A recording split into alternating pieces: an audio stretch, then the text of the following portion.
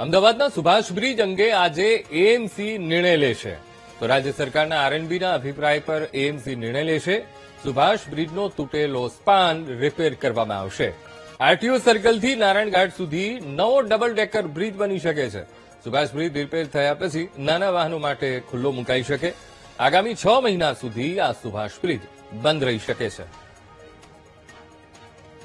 તો સુભાષ બ્રિજનું શું થશે, આ સવાલ દરેક અમદાવાદીઓને થઈ રહ્યો છે. કારણ કે સુભાષ બ્રિજને અત્યારે કામગીરી શરૂ કર્યા હતા, કેટલાય લોકો અટવાઈ પડ્યા છે. ત્યારે 6 મહિના સુધી આ બ્રિજ બંધ રહી શકે છે.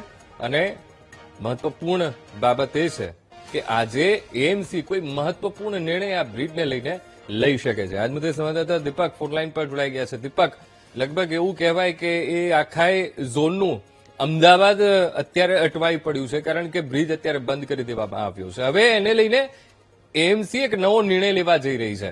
હવે એનાથી અમદાવાદીઓને કેવો ફાયદો થશે દીપક? બિલકુલ, જે પ્રકારે છેલ્લા 1 મહિનાથી સુભાષ બ્રિજ બંધ છે અને તેના કારણે પૂર્વ અને પશ્ચિમ તરફ જતા જે લોકો છે તેમને ખૂબ જ હાલાકી પડી રહી છે.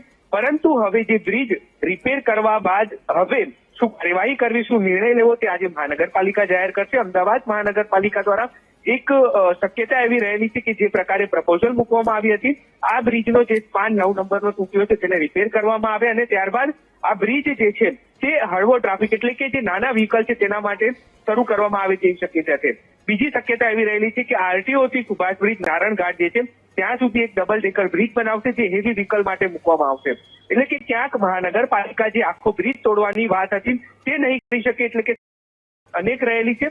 પરંતુ મહાનગરપાલિકા આજે જે આરએનબી નો અભિપ્રાય લેવાનો હતો, રાજ્ય સરકારને જો પરામર્શ કરવાની હતી, ત્યારબાદ હવે રાજ્ય સરકારના પરામર્શ બાદ આજે મહાનગરપાલિકા નિર્ણય લેશે અને આગામી 6 મહિનાની અંદર કયા પ્રકારે કામગીરી કરવી અને નવું ડેવલપમેન્ટ શું હશે તે સત્તાવાર આજે જાહેર કરી શકે છે. અંકુર.